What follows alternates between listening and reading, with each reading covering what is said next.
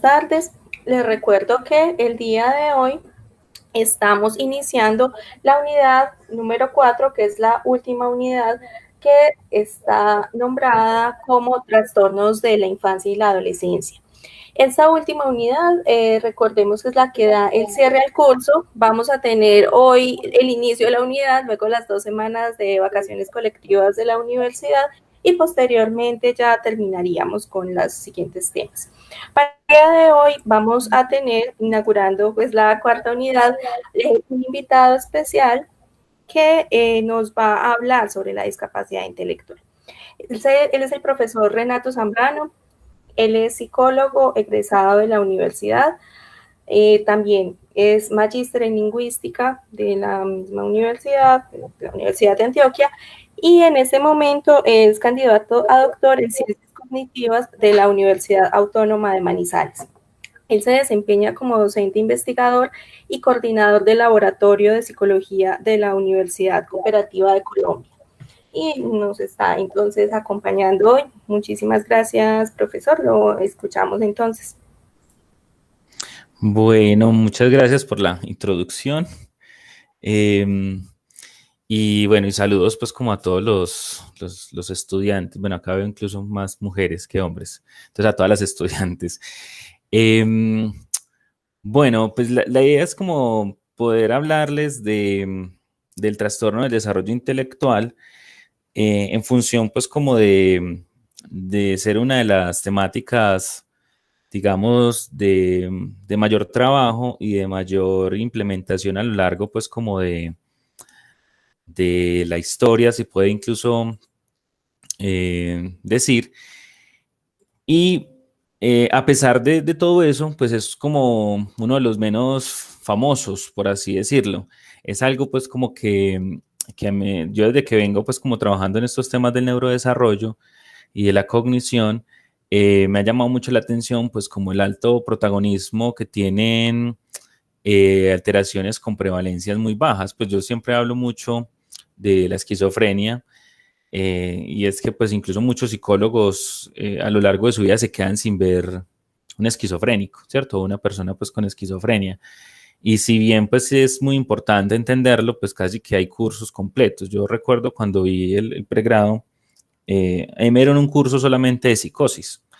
Y teniendo pues como tan poca prevalencia, pues siempre llama mucho la atención pues como el descuido de algunas alteraciones que realmente pues tienen más fuerza y que tienen pues como mucho impacto y que además nosotros como psicólogos podemos, podemos trabajar digamos, de una forma muy interesante. Entonces, lo primero pues es como hacer esa breve introducción.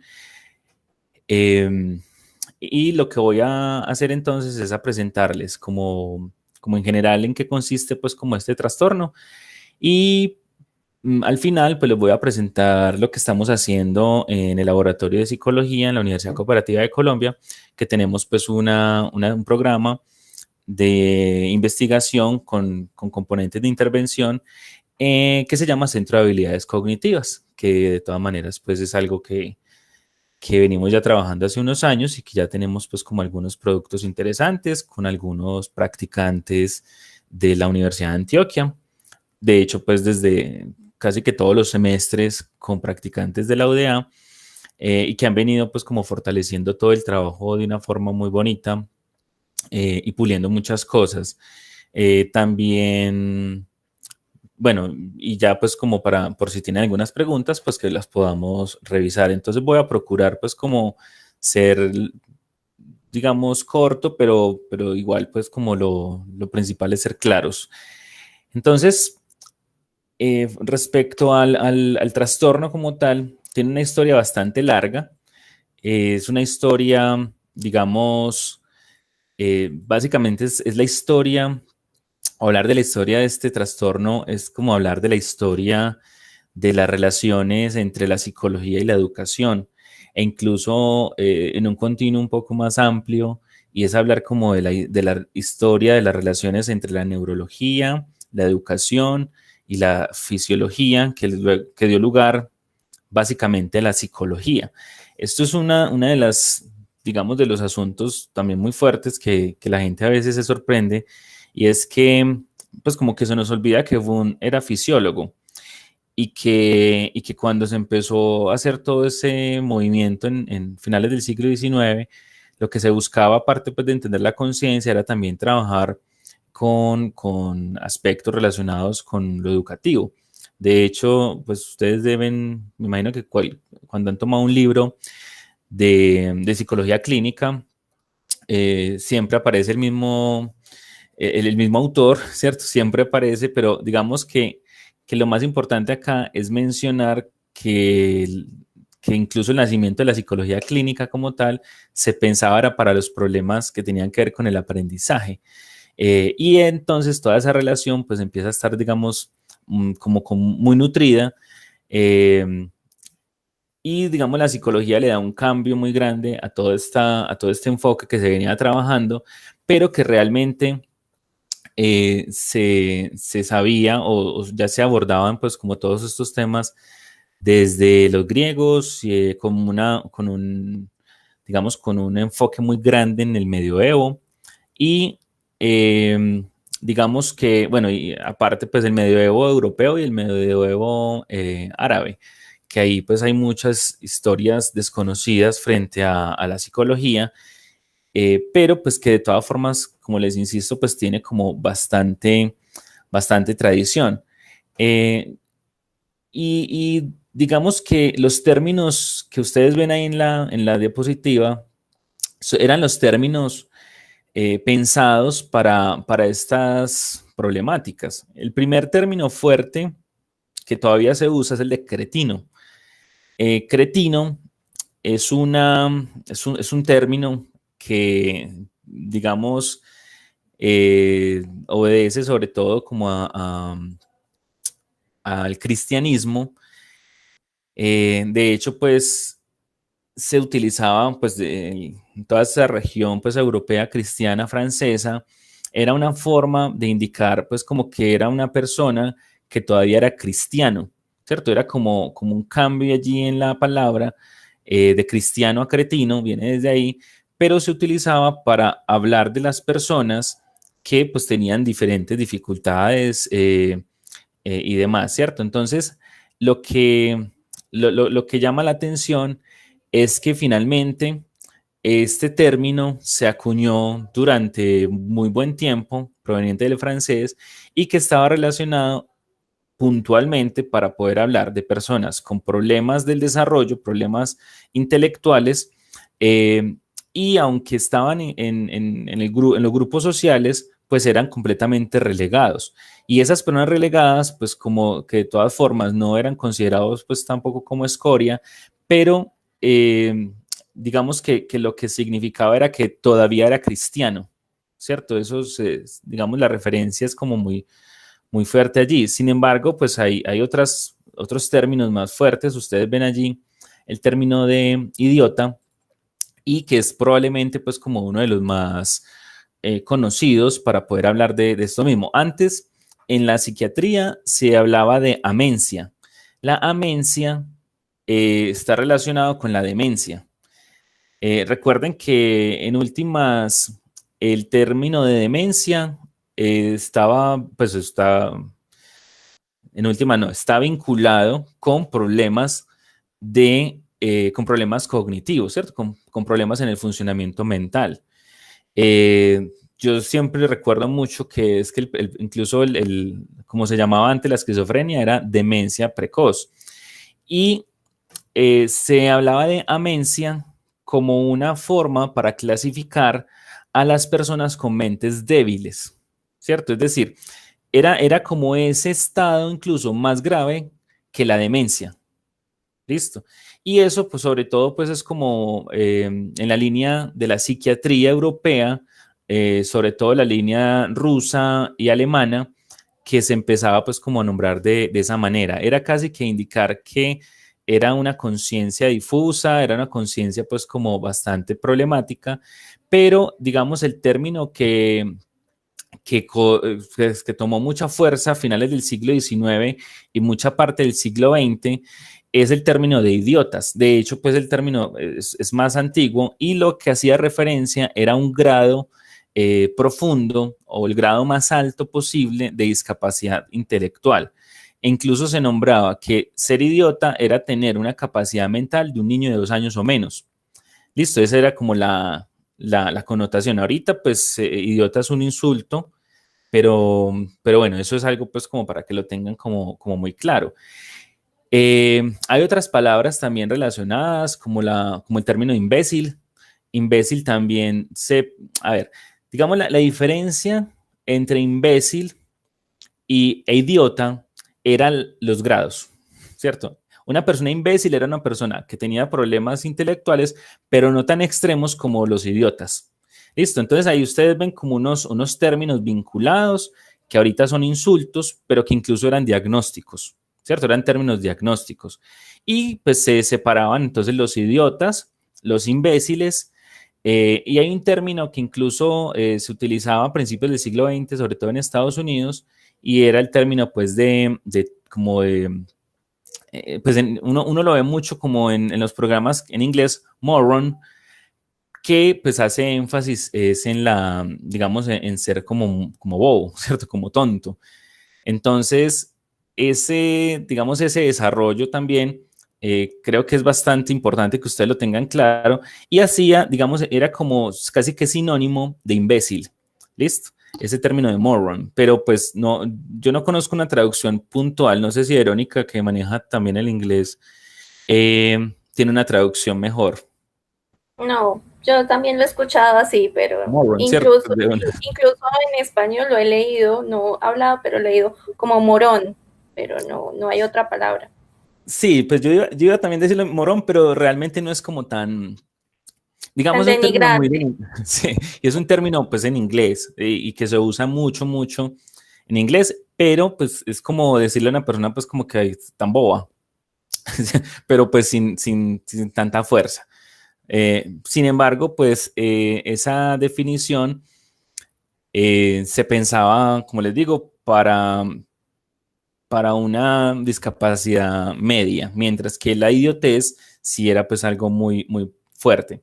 Y eh, imbécil tendría que ver pues como con un tema, digamos, si nos vamos en el orden, tendríamos idiotas, imbéciles y ese término de moron. Listo. Pero pues ya sabemos que no se usa, sí, pero fue muy usado, ¿cierto? Muy usado. De hecho, el de idiotas es el que probablemente tiene la carga más potente. Pero hay otros términos que todavía se usa muchísimo, es el de mongolos. Mongolos, ya pues ustedes saben que es un gentilicio realmente y se utilizó sobre todo por, eh, pues en la medicina para hablar de las personas con síndrome de Down. Eh, Sobre todo por su similitud, ¿cierto? Por su similitud en la parte de los ojos. Es decir, eh, se asociaba como a ver, piénsenlo así, tendríamos como toda esa forma asiática, pero como, digamos, como se describió sobre todo en personas blancas, que es muy propio como de la zona de Mongolia, ¿cierto? Digamos, hay similitudes pues con los japoneses, con los chinos, con los coreanos, pero digamos como que todo el color de la piel tan blanco, pues se parecía mucho más a los mongoles. Entonces, se mencionaba como mongólicos o mongoloides y finalmente fue pues como una popularización del término. Casi que todas las personas con síndrome de Down, por su forma de los ojos en particular y cara redonda, se les empezó a nombrar como mongolos. Y como, digamos, una gran parte de las personas con síndrome de Down tienen discapacidad intelectual, entonces se nombra de esta manera. Sin embargo, la Organización Mundial de la Salud, pues desde hace muchos años, estamos hablando de más de 60 años, eliminó el término, digamos, ni siquiera lo eliminó, no era oficial. Lo que hizo fue como que se percató pues como de la popularización, pero aún así pues se siguió utilizando y se sigue utilizando. Ustedes lo pueden escuchar muy fácil pues como el término de mongolo para referirse a una persona con discapacidad intelectual y no necesariamente pues el tema del síndrome de Down, aunque de todas maneras se sigue utilizando mucho. Y ese tipo de asuntos, digamos que se fueron manteniendo, se fueron trabajando, pero el término que más, eh, perdón un momento que tengo una dificultad con un domicilio, qué pena, ya hago un aviso.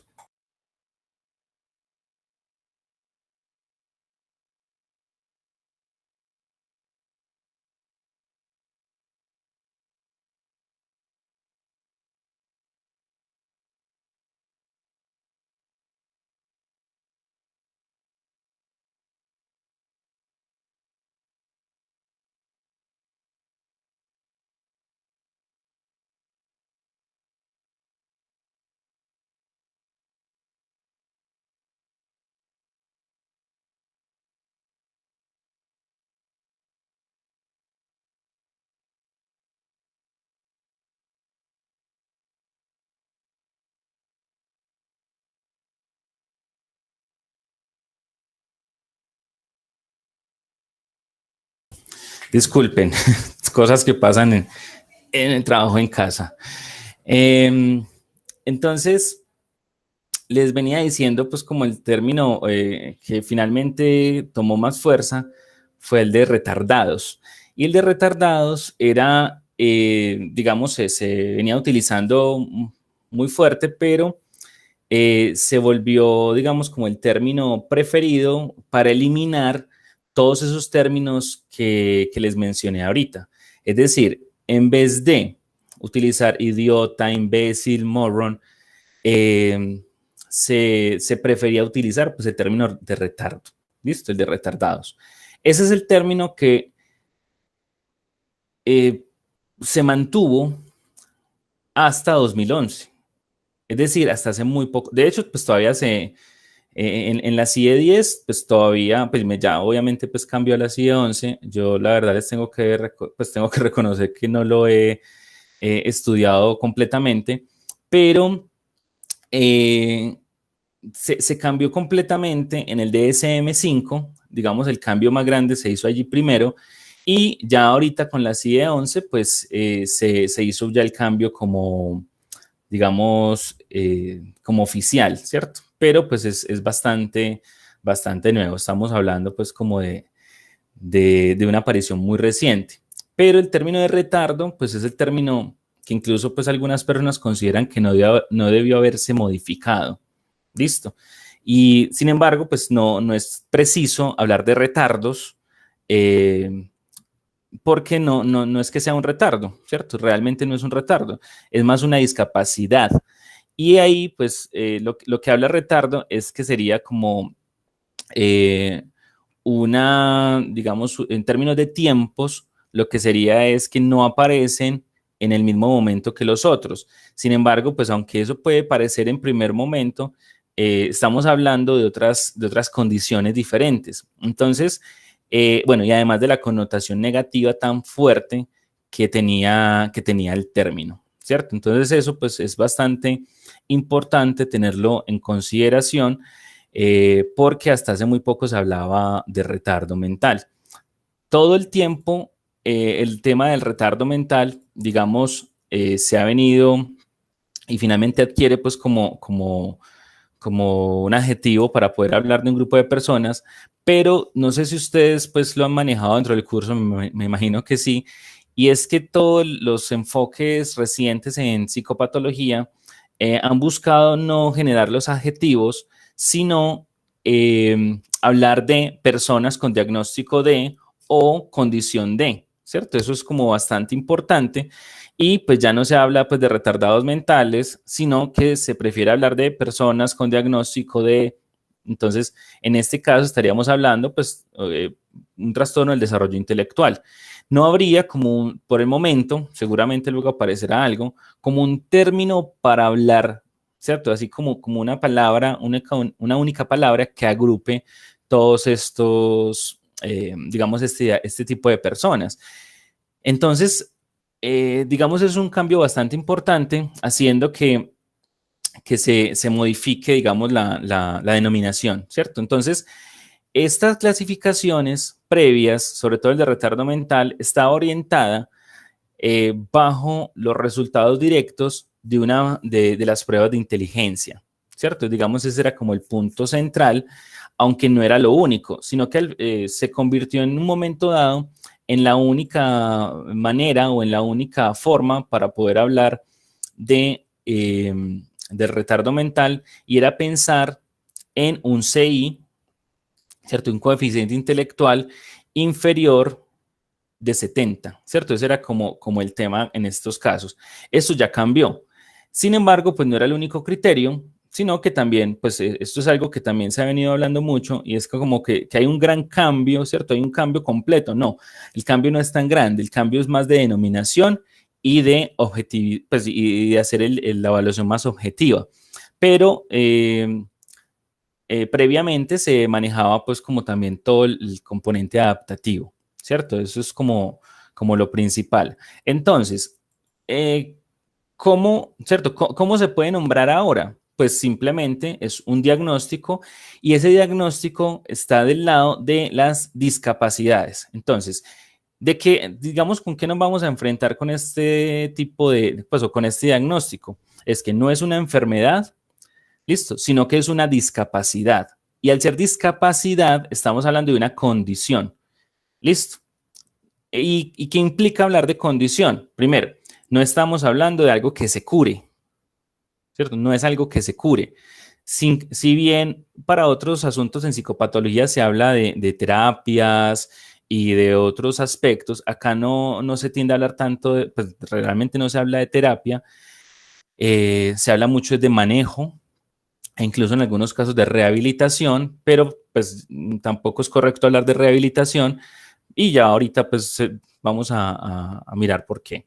¿Alguna pregunta hasta acá? ¿Algún comentario?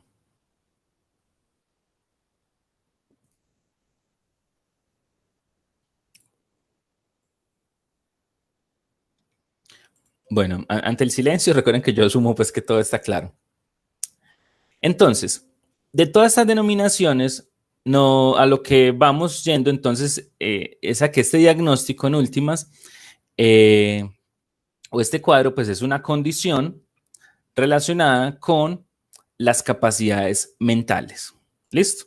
¿De qué se habla cuando se habla de estas discapacidades mentales? Acá voy a mover un poco el tema del diagnóstico. Entonces, desde el DSM-5, que digamos siempre ha sido, aunque no es el oficial, ya ustedes saben pues que no se hace el diagnóstico oficial por estos lados, pero el DSM-5 siempre ha tenido como un avance, ¿cierto? Siempre como que logra desarrollar primero los aspectos en psicopatología, y ya luego pues la CIE-10 retoma y otras organizaciones van retomando, pero pues el DSM-5 se configura pues como el patrón, ¿cierto?, a seguir en casi todo lo de la psicopatología. Entonces, lo que hablamos entonces para poder saber qué es el trastorno del desarrollo intelectual eh, o la discapacidad intelectual, es que nos vamos a enfrentar, o lo que vamos a hablar es que son tres aspectos.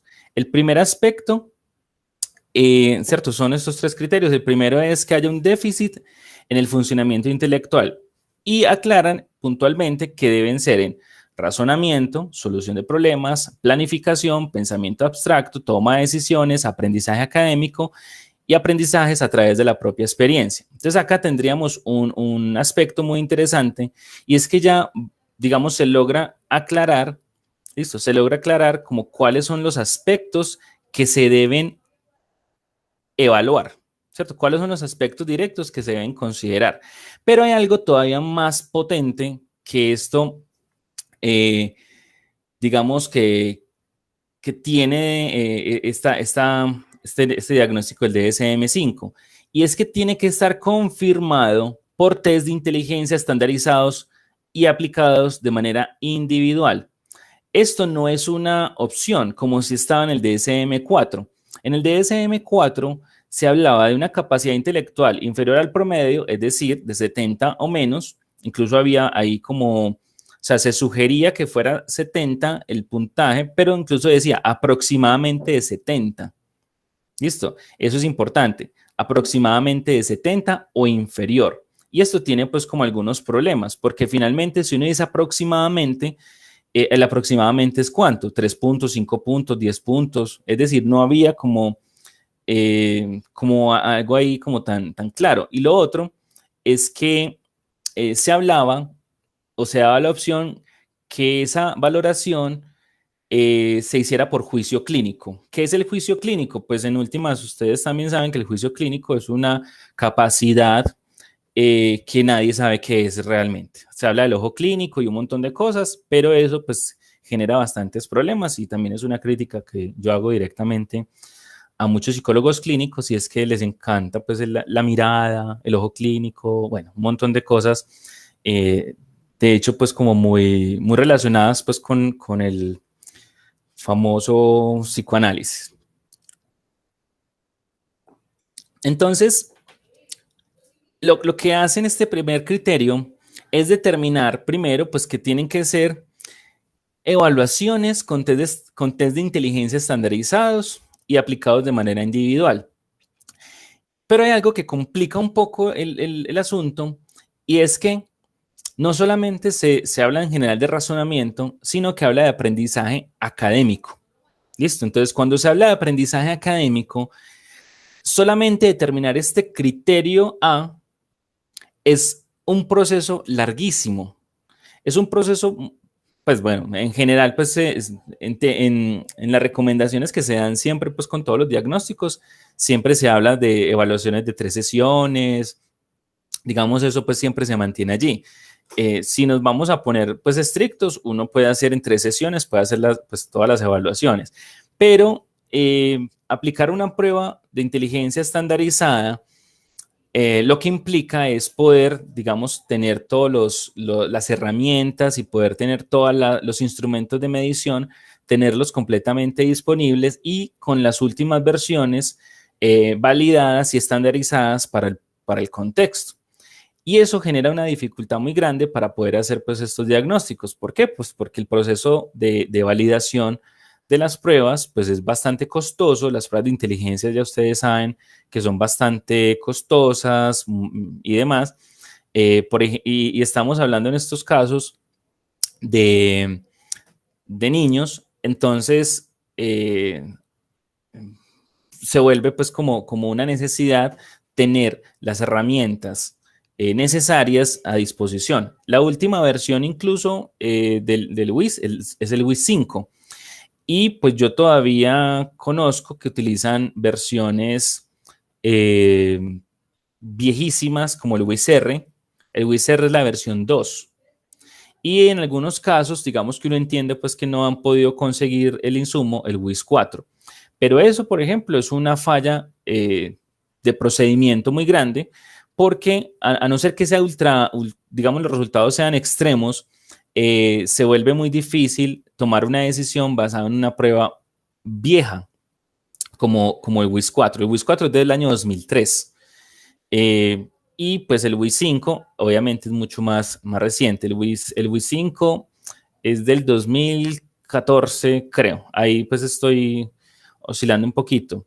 Pero estamos entonces hablando que se requiere de todo este tipo de asuntos. Ahora, ¿cómo confirmamos el aprendizaje académico? El aprendizaje académico es una de las variables que es muy clara ahí y debe ser contrastada con 2 cosas.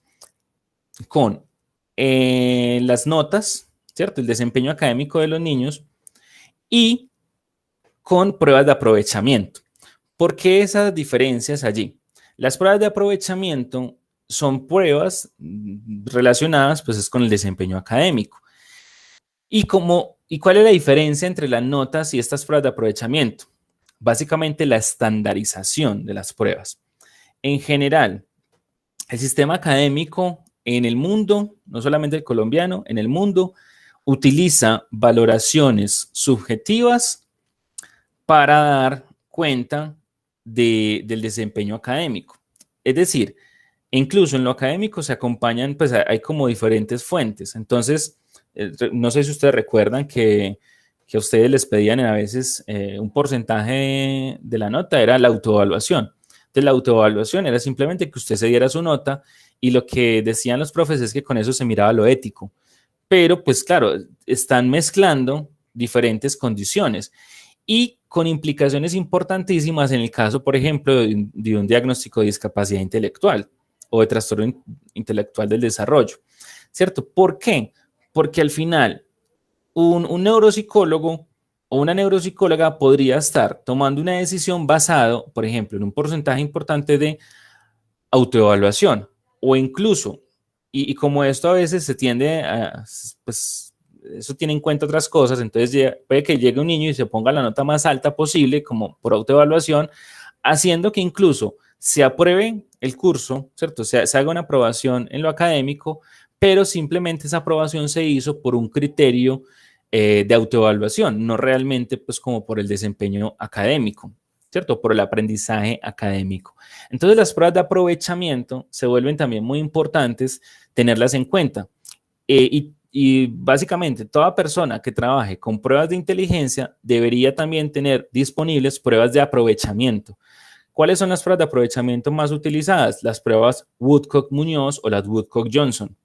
Pero también hay pruebas Wechsler de aprovechamiento y digamos, en último caso se puede pensar, si no hay más acceso, se puede pensar en las pruebas saber, ¿listo? Las que son pues como en el periodo escolar, sino que son pruebas pues que no se aplican tan seguido como uno quisiera. Entonces es el criterio A, un criterio digamos muy sencillo para entender, pero muy difícil de establecer con precisión. Por lo mismo, porque es un criterio que requiere una evaluación muy buena y requiere un entrenamiento específico en el manejo de estas pruebas. Si bien acá se habla de planificación, pensamiento abstracto y demás, digamos, también acá es donde vienen los aspectos del, del marco teórico que se utilice, aunque pues digamos que ya para esto los marcos teóricos en inteligencia pues no son tan amplios, no hay tan, pues realmente ahí no hay problema de corrientes ni de este tipo de asuntos, sino que ya hay un modelo pues fuerte, ¿cierto? Hay un modelo claro frente a todo esto y es toda la línea pues directa de Spearman.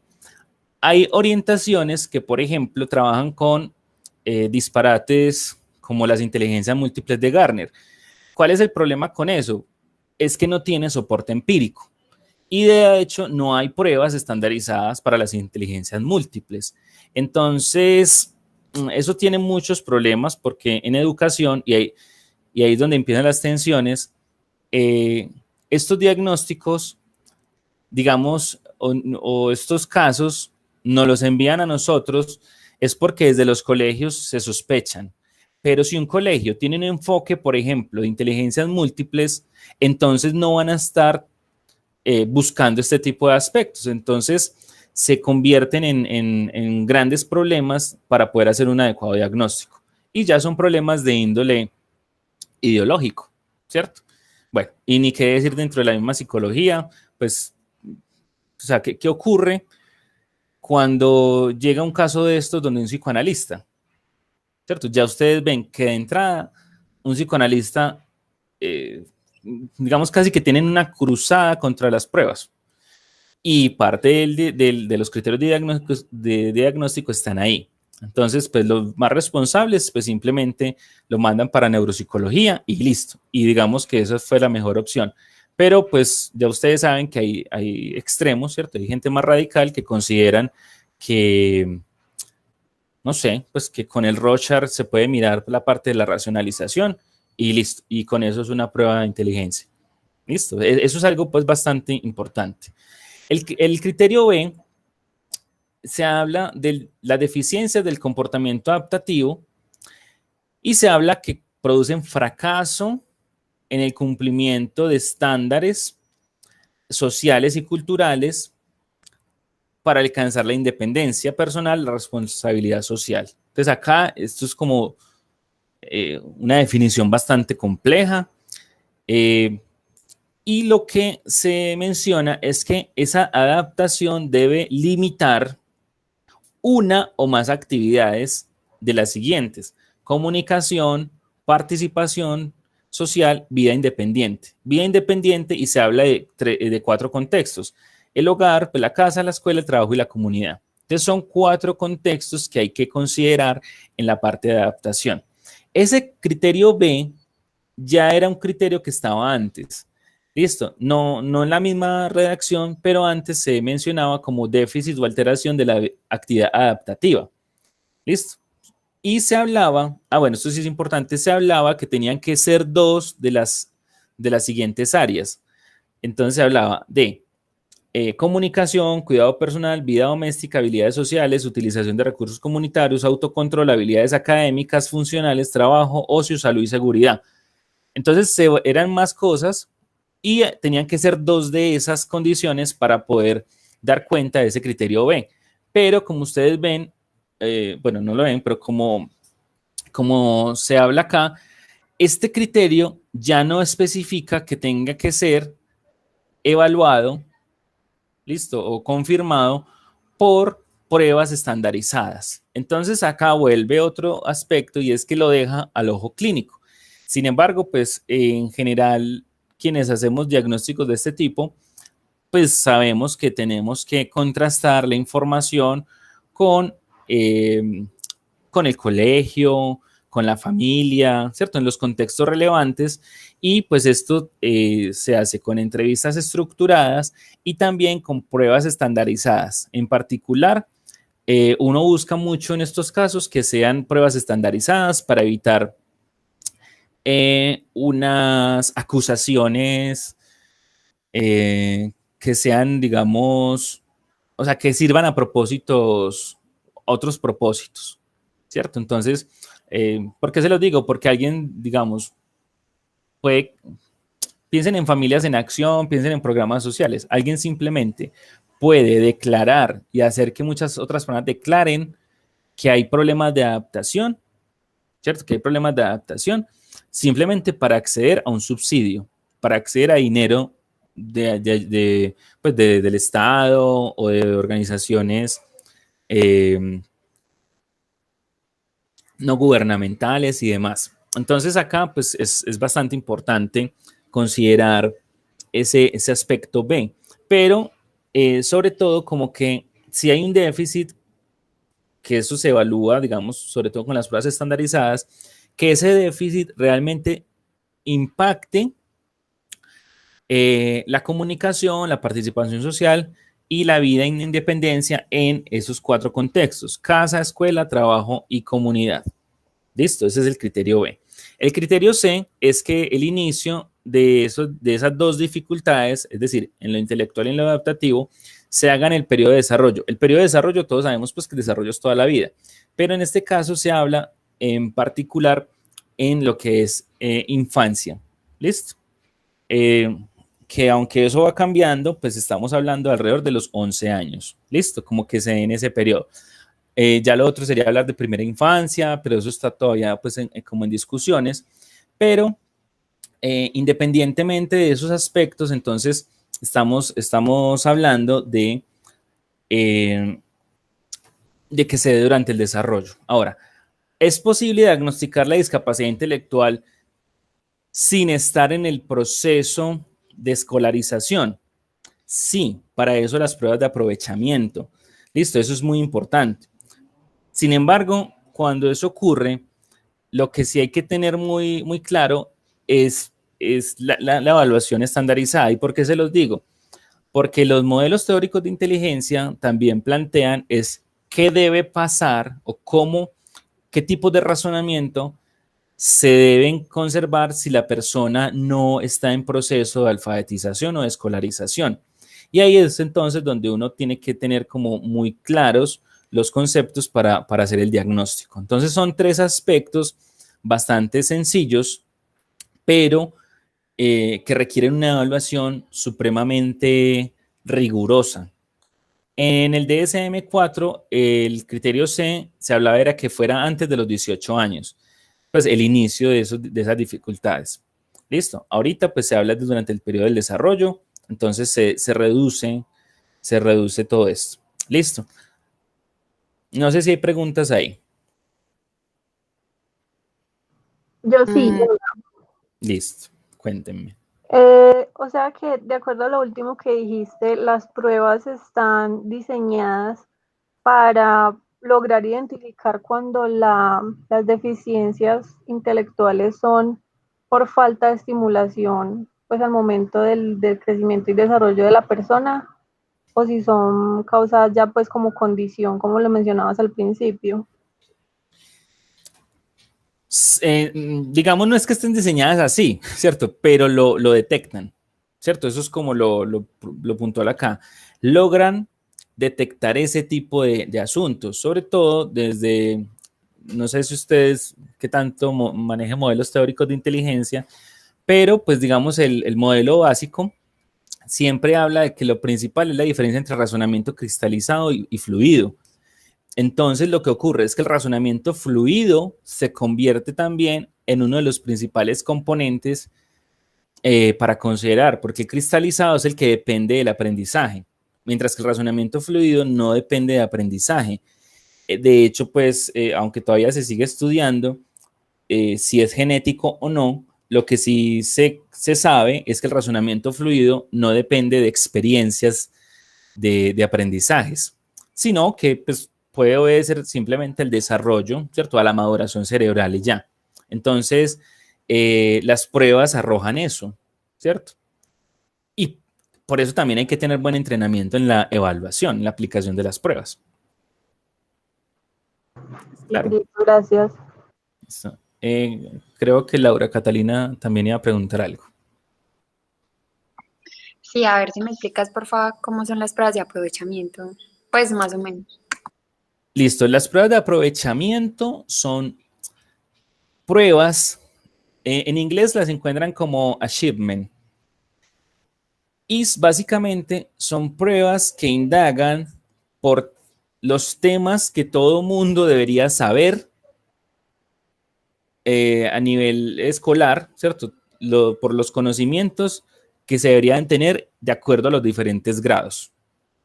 Listo, eso es como ahí muy importante. Ahora, como los sistemas educativos son variados, lo que hacen estas pruebas de aprovechamiento es tomar como lo mínimo necesario y suficiente que se debe conocer en el sistema educativo. Por eso las pruebas de aprovechamiento hace 20 años casi no se mencionaban para nada. Pero, pues, de hecho, les digo, a mí no me enseñaron nada de eso. ¿Cierto? También me enseñaron pues mucho de psicosis, de perversión, de Lacan, todo eso. Pero las pruebas de aprovechamiento se empezaron, o sea, han empezado a utilizar mucho más en nuestro contexto hace aproximadamente 15 años, sobre todo las pruebas de la batería Woodcock-Muñoz, ¿cierto? Que es todo el modelo, pues las pruebas Woodcock o Woodcock-Muñoz, Woodcock-Johnson, son las que más se utilizan en el contexto nuestro, aunque también uno puede buscar en pruebas de neuropsicológicas como la ENI, la última, la ENI2, entonces, la evaluación neuropsicológica infantil tiene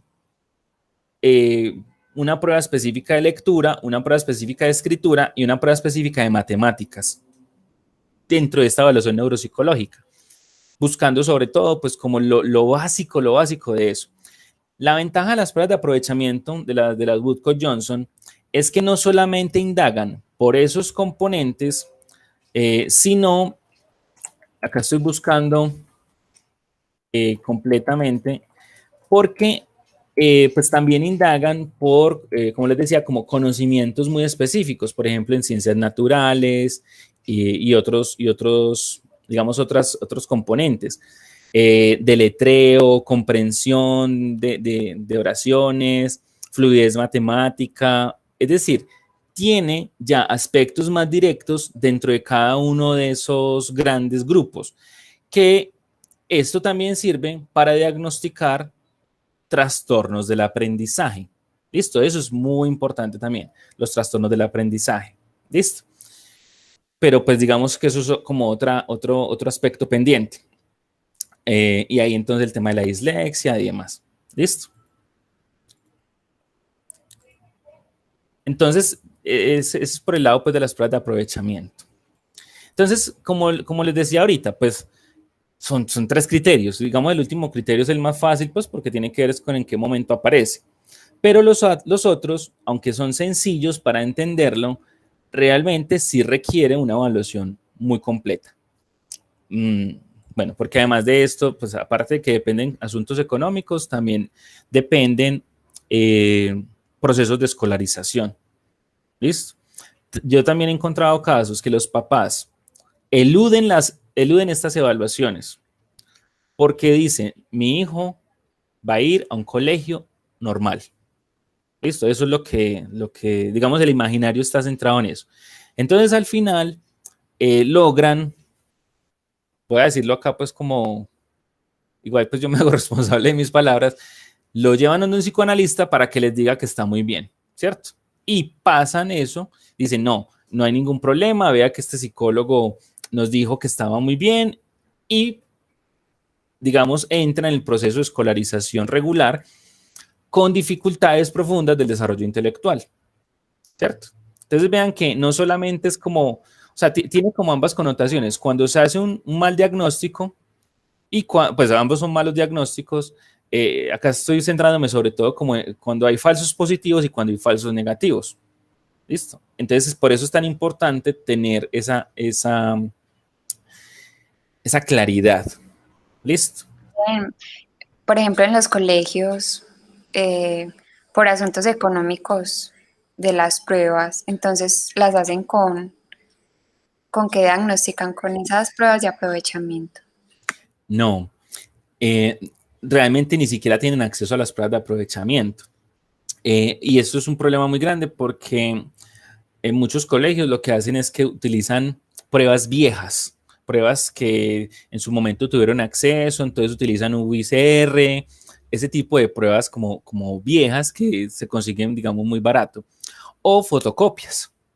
El problema pues con las fotocopias no es grande, es más como en términos de legalidad, ¿cierto? De piratería, que también es un problema ético, pero digamos menos grave. Es decir, si yo pongo en una balanza el tema ético es utilizar una prueba pirata o utilizar una prueba vieja, pues digamos que sería mejor utilizar una prueba pirata que una prueba vieja, ¿cierto? El WI5, por ejemplo, es una prueba muy costosa, es una prueba que cuesta 8 millones de pesos. Creo que ha rebajado un poquito. Entonces eso hace pues, que también tener estas pruebas sea bastante difícil. Y finalmente se vuelve pues como un problema en el sistema porque lograr acceder a instituciones que tengan las últimas pruebas es bastante difícil. Por ejemplo, les puedo decir como con información de primera mano. En el neurológico de Colombia no utilizan el WI5, básicamente porque no lo tiene, y utilizan el Woodcock Muñoz, que el Woodcock Muñoz es la versión 3 del Woodcock Johnson. En la actualidad está el Woodcock Johnson 4. Como les digo, no es que sea un gran problema, simplemente las instituciones se van actualizando, pero yo sí, pues sí cabe la pregunta muy fuerte. Si el WI5 es de 2014 en español, pónganle 2015, no tengo ahí la fecha exacta, si es de ese año, entonces, ¿qué ha pasado en todos estos años que la prueba no está, ¿cierto? Que no la han comprado. Ya el tema del presupuesto yo creo que se vuelve como una excusa muy barata, porque son muchos años y son instituciones que además cobran por ese tipo de evaluaciones. Bueno, y no me quiero ni imaginar otro tipo de instituciones con menos fuerza, porque al menos uno sabe pues que tienen los recursos para hacerlo. Listo, eso es como muy, muy importante. Uno puede utilizar unas pruebas más simples, por ejemplo, el test de Goodenough, que es una prueba, es la prueba original de la figura humana. Yo sé que ustedes la conocen sobre todo por los criterios de Macover, pero la prueba de la figura humana se pensó originalmente como una prueba de inteligencia. Entonces, digamos, eso es una prueba barata, porque es una hoja. Listo, es una hoja, se pone a dibujar a la persona, las dos figuras, todo el cuento, pues masculino, femenino, pero los criterios de calificación están pensados es para la madurez intelectual. Hay otras pruebas como el Bender, que son incluso pues como más viejas y que dan, digamos, dan criterios para pensar pues como en la inteligencia. Sin embargo, son muy generales, es como las pruebas Raven, las pruebas de matrices progresivas. Son pruebas que ayudan un poco, pero que uno no podría diagnosticar únicamente con esa prueba. Para eso, entonces, sí es muy buena una batería completa, como el WIS, como la Woodcock-Johnson 4 o similares. Hay otras pruebas como la de Kaufman, ¿cierto? El KBC, pero como son pruebas más costosas, pues no sé, digamos, las últimas versiones no están disponibles en el contexto nuestro. Listo. Bueno, claridad en cómo diagnosticar. Básicamente, esto no se puede con el ojo clínico. Pues para mi criterio, nada. Pero digamos que al menos esto, que es como lo que más me duele, porque lo vivo pues como cercano, debería entonces, o al menos ya está claro pues como que el diagnóstico debe hacerse de esta manera. Listo. La prevalencia de este cuadro diagnóstico se reporta en general del 2 al 3% desde hace muchos años. ¿Listo? Pues desde hace muchos años, no, a lo largo de la historia. Después, desde que se hace el diagnóstico, se reporta 2 a 3% de prevalencia. Eso es una, digamos, es una prevalencia bastante, pues bastante importante. Recuerden que otros aspectos como la esquizofrenia tienen una prevalencia del 1%, o al menos eso es como la información más general. Y acá estamos hablando que este diagnóstico mínimamente duplica al de esquizofrenia. Y yo casi que estoy seguro que hay más preparación, hay más formación en los pregrados para hablar de esquizofrenia que para hablar de esto. ¿Cierto? Entonces, vean que tiene, digamos, pues tiene asuntos bastante importantes para que los vayan analizando. ¿Listo? Eso es como lo principal en este momento.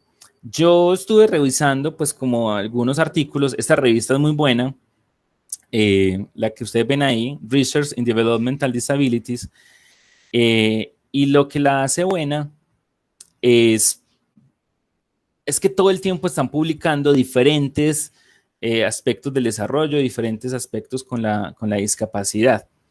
Y eso me parece pues como que es muy importante que ustedes tengan ahí también como de primera mano, que tengan todo, pues sepan cuáles son las revistas importantes. Otra revista fundamental para saber más del tema es la revista Intelligence.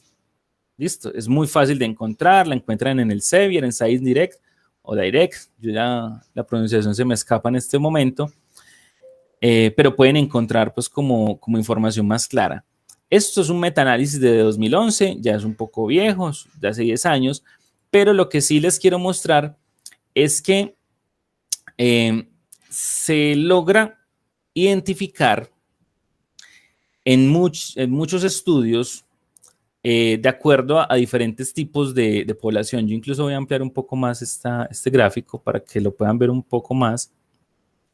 Y es que la prevalencia cambia según condiciones socioculturales. ¿Listo? Y esto es muy importante tenerlo acá, sobre todo por los asuntos de la autonomía, ¿listo? Todo el tema pues, de la adaptación, que están muy relacionados. Entonces, y esto no hay datos específicos para Colombia todavía, son estudios bastante costosos, pero acá lo que estamos viendo es que son muchas investigaciones diferentes clasificadas por ingresos, por ejemplo, por lugares y demás. Entonces, donde, digamos, están como las tasas o si las tasas pues, de prevalencia más altas están relacionadas es con personas de pocos ingresos. De hecho, si bien yo les dije ahorita como la tasa oficial, en este estudio, y a mí me sorprendió mucho cuando lo miré, es que la información es bastante dispar, ¿cierto? La información cambia mucho. Esa información de la prevalencia está basada como en poblaciones blancas a lo largo del mundo, que es donde, digamos, los estudios son más fáciles de hacer, donde hay más acceso. Pero si miramos, por ejemplo, los estudios donde los ingresos o donde segmentaron por los ingresos bajos, encontramos prevalencia de, bueno, esto es más bajo, pues de 16 por cada 1.000 personas. ¿Listo? Y eso pues ya, pues como les decía, pues es bastante fuerte. Ahora, el tema de lo rural casi que triplica al urbano. ¿Listo? Y eso también es muy importante. Y se presenta pues más en niños, adolescentes y también digamos que cuando se hacen estudios más aleatorios, la prevalencia es más alta que cuando los estudios son en contextos escolares, donde hay cosas más controladas. Entonces, ahí también vemos como bastantes criterios diferentes. Algo también muy interesante y es que cuando se hacen las pruebas, cuando se usan pruebas estandarizadas, parece ser que hay mayor prevalencia que cuando se hacía a ojo clínico. ¿Listo? Y eso también llama mucho la atención porque de todas maneras pareciera que con el ojo clínico hay un subreporte. Ahorita pues que está tan de moda hablar de reportes y subreportes con lo del COVID, pues acá vemos también como que vemos algunas diferencias importantes frente a la prevalencia. Preguntas ahí.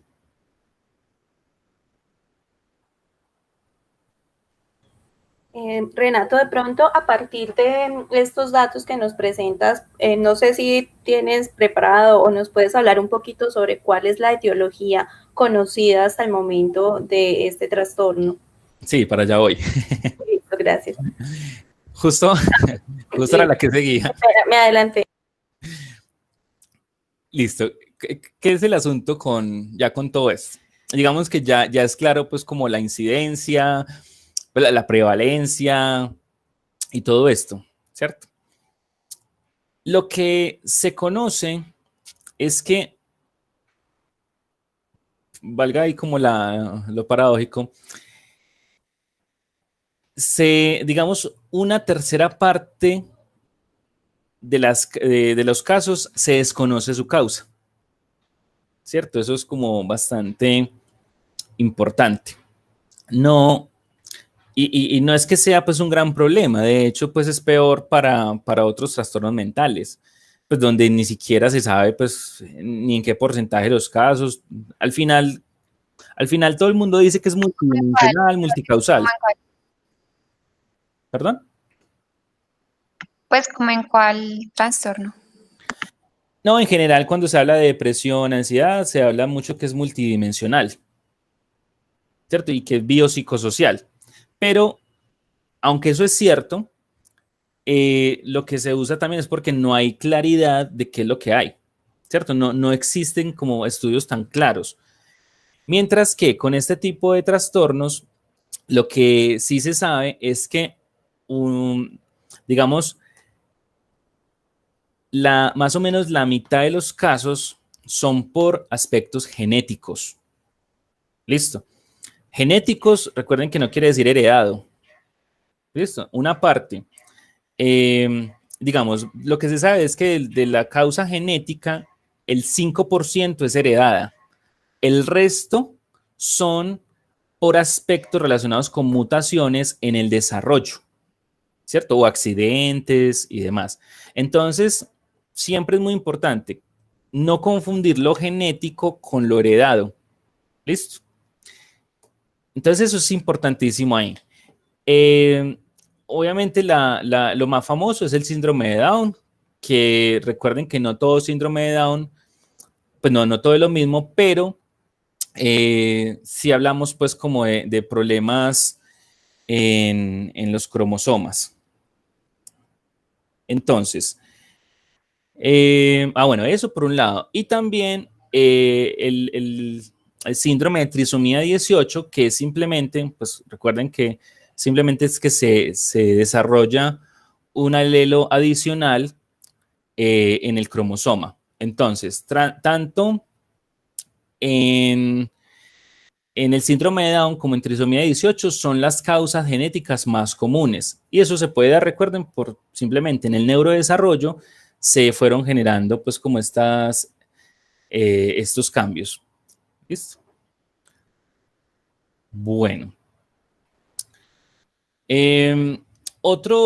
Digamos, otra de las causas importantes que tiene que ver también pues como con todo esto son los problemas en el embarazo. En el embarazo, lo que ocurre o lo más común es que las dificultades se dan, y lo que se sabe más es por dos cosas: consumo de alcohol y infecciones como la rubiola. ¿Listo? O sea, sobre todo infecciones. Sin embargo, lo más común es el tema del alcohol, ¿cierto? El consumo de alcohol, digamos, se convierte en una de las principales causas, no tan fuerte como lo genético, pero sí modifica estructuras en el neurodesarrollo, haciendo que se puedan generar dificultades intelectuales. Listo. En el nacimiento también hay otro gran grupo de problemas. Un gran grupo de problemas, no, un solo problema, y es el déficit de oxígeno. Listo, eso es uno de los principales problemas ahí. De hecho, retomo algo acá y es porque la hipótesis del oxígeno o el déficit de oxígeno cada vez cobra mucha fuerza, porque se ha visto en personas cuando les hacen operaciones cardíacas que después del trasplante de corazón o cualquier, digamos, arreglo que hagan en el corazón, casi que todas las personas que son sometidas tienen déficit intelectual después de la operación. Entonces eso es una de las dificultades también que se han visto en los últimos años. Bueno, otro aspecto pues es el tema de las toxinas, y ahí pues hay una cantidad de elementos.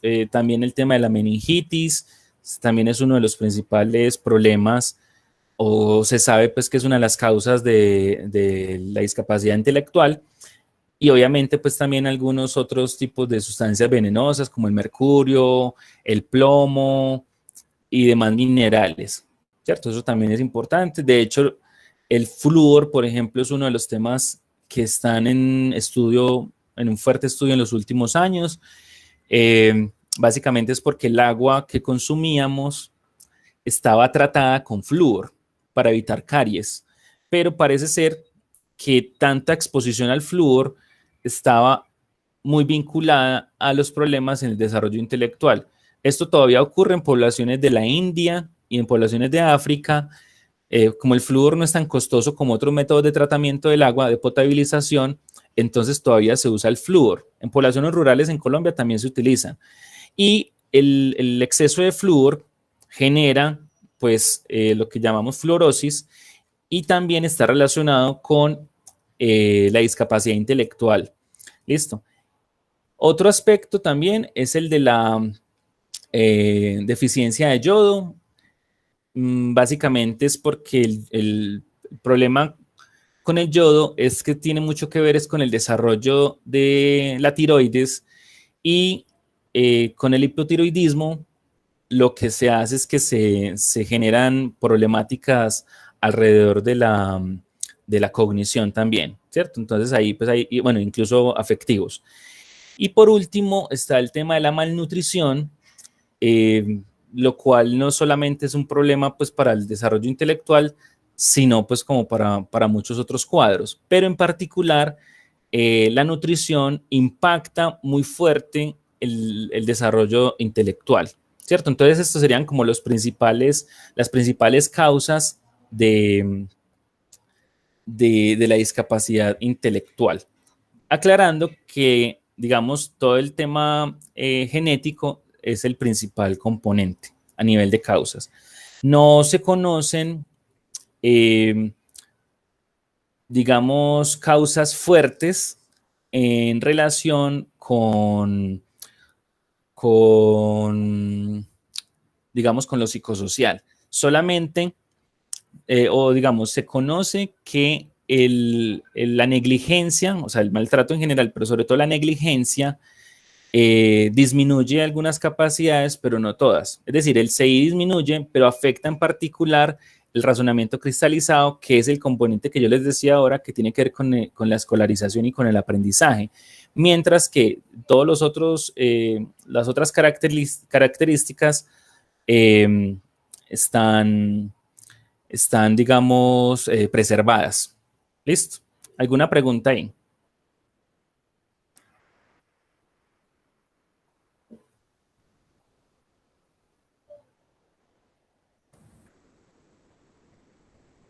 Bueno, sí quisiera, me disculpa si de pronto esta parte no la escuché.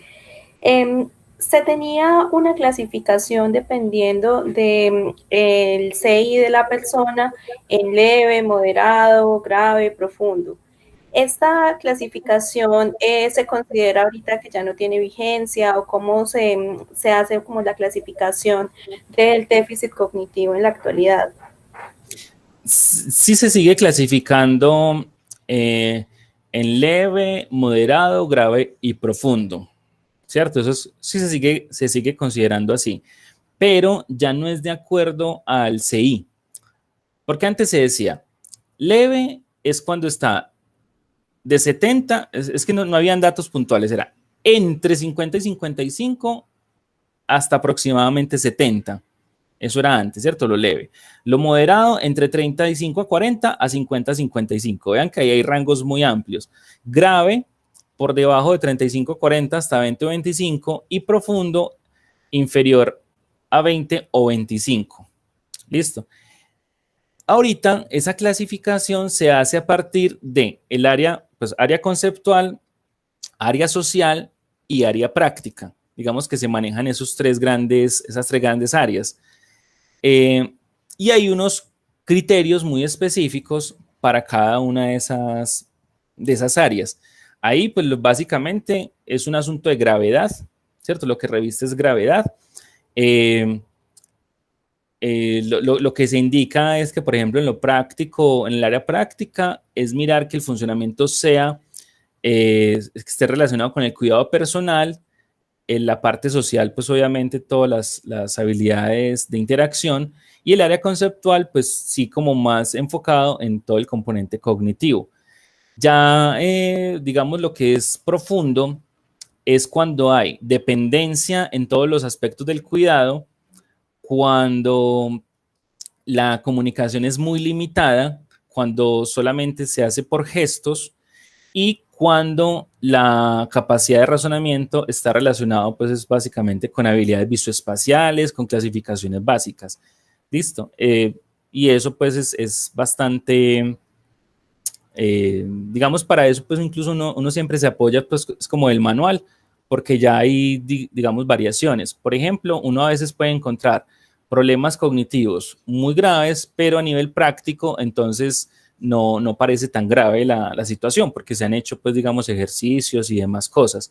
Entonces, por eso es importante estar como con el manual ahí al lado. Pero pues ya uno más o menos sabe que leve, moderado, grave y profundo tiene que ver es con la, con la dependencia que tenga y con las capacidades de razonamiento. Listo, gracias. Bueno, ¿qué pronóstico hay? ¿Cierto? Que eso es como lo otro. Realmente, el pronóstico en estos casos está del lado de, primero, ya les decía ahorita, no hay una cura, ¿cierto? Como no es una enfermedad, entonces no podríamos tampoco hablar de la existencia de una cura.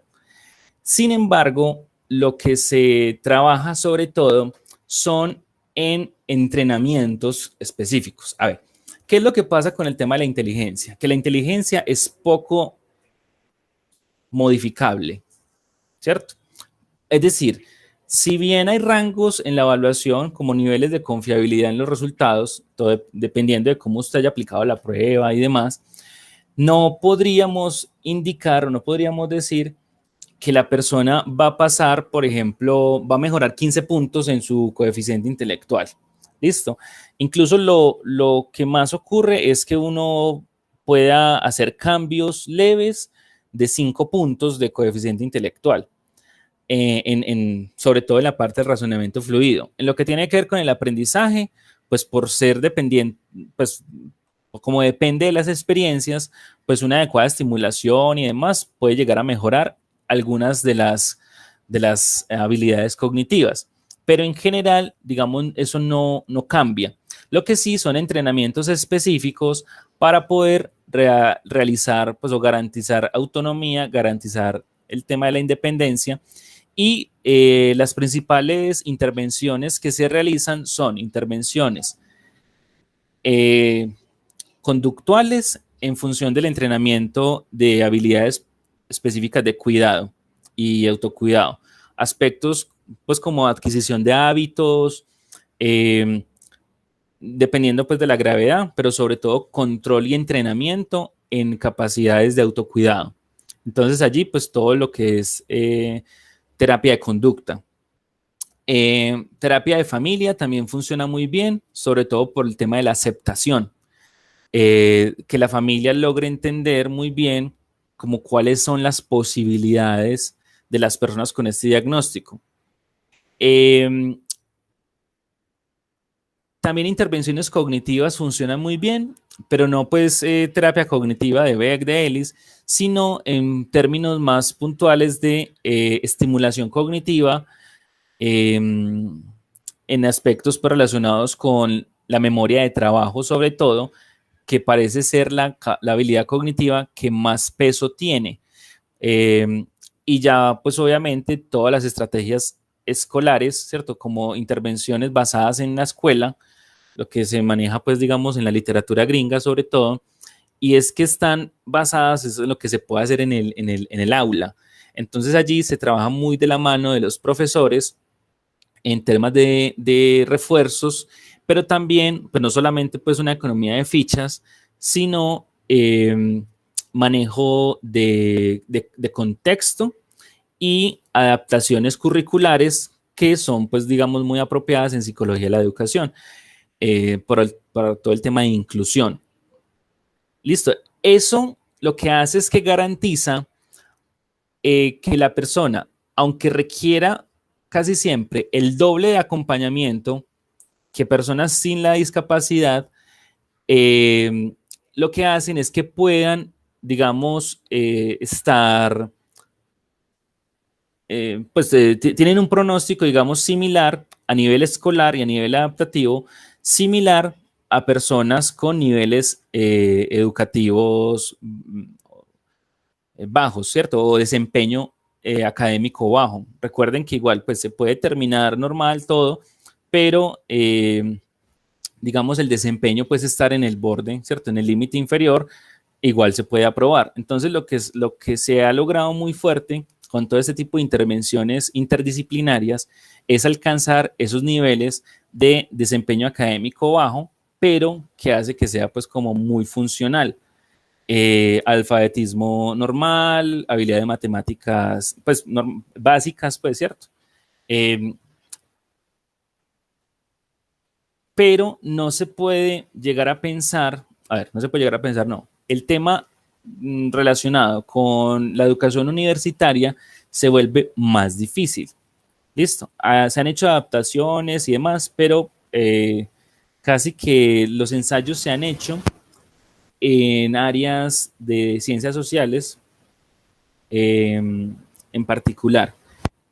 Hay personas que con la discapacidad intelectual se han graduado de áreas, pues de áreas relacionadas con las ciencias sociales. Sin embargo, pues obviamente eso se discute bastante y también se piensa mucho. Entonces, ¿por qué no dar la oportunidad de que se puedan formar como ingenieros, como médicos y demás? simplemente adquiriendo otro tipo de cosas. Pero bueno, eso es una discusión diferente. Listo. Eso es como en términos generales, ¿cierto? Las intervenciones que se hacen ahí. Entonces ya, en temas de pronóstico, como ven, pues digamos hay un pronóstico positivo, eh, porque antes lo que ocurría con estas personas es que no lograban siquiera eh, alcanzar la alfabetización. Eran personas que no alcanzaban ni a leer ni a escribir, mientras que ahora, pues con todo el acompañamiento que hay, sí se logra generar esa adaptación y es bastante pues positivo. Y creo que, digamos que esto ha estado muy de la mano de todos los avances que se han hecho a partir de un adecuado diagnóstico, porque un adecuado diagnóstico lo que hace es que permite generar un buen, pues, un pronóstico preciso y contundente. Yo dije que no me iba a demorar tanto, pero realmente pues ya me demoré mucho. No sé si tienen alguna pregunta. Como bueno, es un tema que me gusta bastantísimo. Sí, claro, por eso te invitamos hoy a la clase. Renato, bueno, frente a este asunto de la gente que tiene este diagnóstico, sí me he encontrado casos en la docencia de personas pues que ya están en el nivel universitario y han logrado llegar hasta el nivel universitario, pero tienen el diagnóstico de discapacidad intelectual. Incluso dentro de las mismas universidades se hace como este proceso de explicarle a los docentes como que vamos a tener una persona con estas características, incluso numéricamente dicen tiene un CI de tanto, entonces esta persona requiere hacer pues que el profesor haga ciertas adaptaciones dentro de su clase. A partir de esto que mencionas del pronóstico, entonces una persona con estas características efectivamente podría llegar a adaptarse lo suficiente para poder conseguir un título profesional. Sí, sí, el tema de la educación universitaria pues siempre es discutir, pues se discute mucho, pero básicamente el argumento es si se está garantizando la educación básica, ¿por qué no se garantiza la educación superior? ¿Cierto? Y ahí está el lado de los acompañamientos y de las adaptaciones curriculares. Entonces sí se puede pues como tener eso. Okay. Gracias. No sé si los otros estudiantes tienen preguntas. No, yo quisiera, es que me llamó mucho la atención que el diagnóstico como que tiene mucha incidencia en las áreas rurales.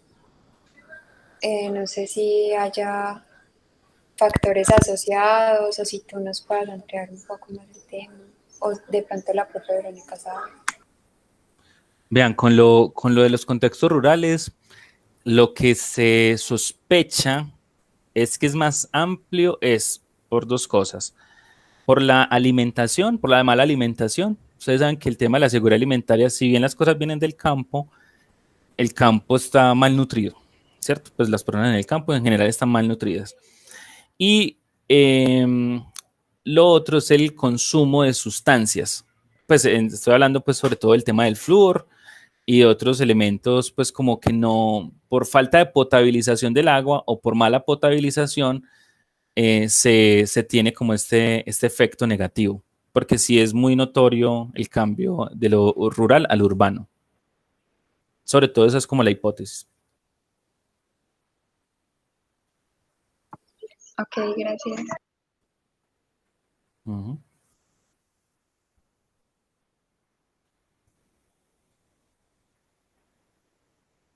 Bueno. Espera, hay una pregunta en el chat. Dicen, Bueno. teniendo en cuenta que el desarrollo va hasta el final de la existencia, ¿las demencias seniles se podrían contemplar dentro de este tipo de trastornos? Bueno, todo el tema de las demencias realmente digamos, se clasifican eh, pues en general en lo que son los trastornos eh, pues neurocognitivos, es donde digamos están como más vinculados, ¿cierto? Porque ya todo lo otro está pensado es alrededor del neurodesarrollo. Pero digamos que en últimas es un continuo, ¿cierto? Es un continuo alrededor de la cognición. Que ustedes saben que el enfoque, digamos, más reciente está pensado es dentro de lo continuo. Y el continuo lo que implica es una, ¿cierto? Que los cambios no son cualitativos, sino que son cuantitativos. Es decir, por niveles, ¿cierto? Por intensidad de los rasgos. Que todos tendríamos los rasgos, pero cambiaría, pues, es en ese tipo de aspectos. Listo, dicen que gracias. El semestre pasado contaban casos pues, de chicos que habían tenido un historial de fracaso escolar, sobre todo llegando al bachillerato, pues que finalmente terminaba en deserción escolar, pero que de pronto llegaban como ya a ser evaluados ya muy adultos, ya pasados los 20 años. Pues relacionada con la pregunta anterior, en ese momento, 20, 25 años, se podría aplicar las pruebas de inteligencia y de todas maneras llegar a este diagnóstico. Sí, acá lo importante es detectar el inicio de los síntomas, pues, o de las características. Eso es lo más importante acá. Y podrían llegar a ser confundidos con otros trastornos, por ejemplo, el trastorno disocial, podría ser comorbilidad con este. Sí, sí, de hecho, pues ese es como el riesgo cuando aparecen o cuando se ven los casos, pues como con personas mayores, y por eso es el inicio de los síntomas es lo que marca ahí como la principal diferencia, es el inicio. Okay. Listo, muchas gracias. No sé si nos vas a contar entonces del laboratorio. Bueno, yo les voy a, digamos, como a ver, detengo la presentación y les presento esta otra ventana. Bueno, rápidamente también, pues como para no agotarlos, yo les decía pues al principio que nosotros precisamente buscando todo este tipo de acompañamiento riguroso, sensato, objetivo y pensado pues como unos asuntos de proyección también social, en el Laboratorio de Psicología de la Universidad Cooperativa de Colombia tenemos un programa que se llama Centro de Habilidades Cognitivas. En el Laboratorio de Psicología, pues igual es más amplio, no sé si alguno conoce, pero pues es un espacio bastante amplio, es todo un piso, son 500 metros cuadrados, pues como que tenemos de espacios y demás, entonces pues aparte de la cámara de Gesell, pues hay unas salas que llamamos salas de habilidades cognitivas, que están pensadas pues, para la evaluación y para la intervención con niños, aparte pues como de todos los otros elementos de psicología experimental y de aplicación de pruebas. Pero digamos nos hemos centrado muy fuerte con el tema de las prácticas en psicología en el laboratorio, y es que nos hemos enfocado sobre todo a trabajar en intervención a través de estimulación cognitiva y lingüística para niños con dificultades de aprendizaje y del desarrollo. Lo que tenemos básicamente, y yo les puedo luego pues compartir, pues ustedes la pueden también buscar muy fácil, es digamos, toda una serie de protocolos en los que podemos evaluar e intervenir población con diferentes tipos de dificultades. Entonces, por ejemplo, todo lo que implican las prácticas, tendremos entonces digamos, unos formatos muy puntuales. Por ejemplo, si son niños de menos de 6 años, no aplicamos el UI, sino que aplicamos el inventario de desarrollo de Battelle, que es una prueba de desarrollo que mide área cognitiva, social, comunicativa, adaptativa y motriz. Y a partir de todo esto, lo que hacemos es intervenir directamente con una serie de estrategias, tanto digamos, con apoyo de computación y otras, pues, digamos, más análogas. Lo que hacemos es un proceso de intervención, pues, como directo. Y todo esto, pues, nos permite precisamente aplicar todo eso que yo les venía diciendo ahora, porque tenemos entonces el WI5, tenemos el Woodcock Johnson 4, tenemos toda la batería de la ENI, la última versión, y eso nos permite a nosotros darle a la persona pues, que solicita, darle a la institución o a los profesores o a los padres de familia, darles informes con pruebas estandarizadas, con información muy precisa, ya sea que decida continuar la intervención con nosotros o no. Y eso lo están haciendo acompañadas, pues obviamente, pues con mi orientación, pero con un grupo de profes de neuropsicología, con 2 profes que nos acompañan en la determinación, pues como bien de los casos, hacemos staff de los diferentes casos pues para definir si es un caso de discapacidad intelectual o no, si es producto de afecciones ya, digamos, neurológicas.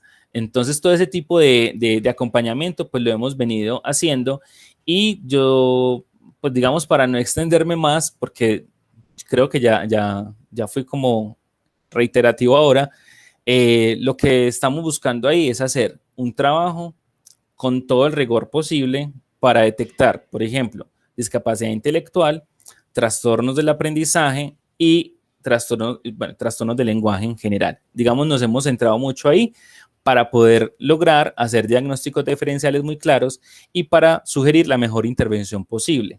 Recuerden, del buen diagnóstico depende una buena intervención. Si no tenemos claridad en el diagnóstico, probablemente las intervenciones no sean las más adecuadas. Pero de todo esto, pues además hemos venido trabajando muy fuerte con la Universidad Católica de Oriente, que tienen también un trabajo muy bueno con un videojuego que se llama Curiosity, desde el programa de psicología pues de allá, con el profesor Johnny Villada también en algunos aspectos de la cognición, pues de allá de la Antioquia. Entonces hemos venido pues como haciendo todo este trabajo conjuntamente y pues si alguno está interesado en abordar estos temas, me puede escribir, mi correo renato.zambrano@ucc.edu.co. Yo también tengo correo de la Antioquia, que es lo mismo, renato.zambrano@udea.edu.co, en caso de que luego quiera hacer, digamos, un trabajo de investigación ahí en el laboratorio o quiera realizar sus prácticas. Este semestre que viene, pues no se pueden realizar por el tema de cuarentena, pero pues porque la Antioquia pues especificó muy claramente que las prácticas tenían que ser en las casas, eh, pero pues en caso de que estén interesados, luego pues pueden hacer ese tipo de acompañamientos en todo este componente cognitivo, que además pues es bastante importante realizarlo. Siempre, y yo insisto mucho ahí, hacer una adecuada intervención va a garantizar que la persona pase de, pues y lo que se ha visto socialmente, es que pase de estar aislado socialmente, ya sea en centros, pues en instituciones o en el campo, que es donde se acostumbraba a estar tranquilamente transitando por toda la época escolar sin ninguna problemática, ¿cierto? Sin ninguna dificultad.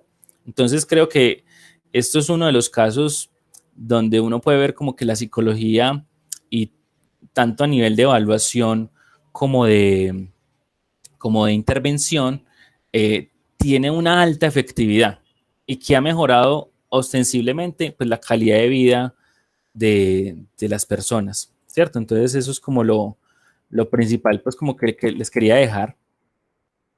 Acá les pongo el vínculo, yo vi que Verónica lo puso, ahí repitió una cosita, por si quieren revisar más cosas y de todas maneras, como les digo, pues luego me pueden escribir y no hay mayor problema, se pueden mirar más cosas. Listo, Renato, te agradecemos mucho por el tiempo y mira que finalmente de todo esto del aislamiento, pues pudimos contar con tu presencia en esta clase. Listo, Listo, no, muchas gracias. listo, que estés muy bien. Chicos, no sé si tienen alguna otra pregunta. Recuerden que nosotros salimos a estas vacaciones colectivas intersemestrales, serían 2 semanas y volvemos entonces el 8 de julio. Les recuerdo que ya quienes me enviaron el taller inicial, ya lo califiqué, se los envié al correo y subí la nota al sistema. Si de pronto no tienen la nota en el sistema y no les llegó el correo, pero sí me enviaron el taller, hay algún error, alguna dificultad en la comunicación porque la plataforma del correo no ha estado muy bien, entonces me lo deben volver a enviar. No sé si tienen alguna otra observación.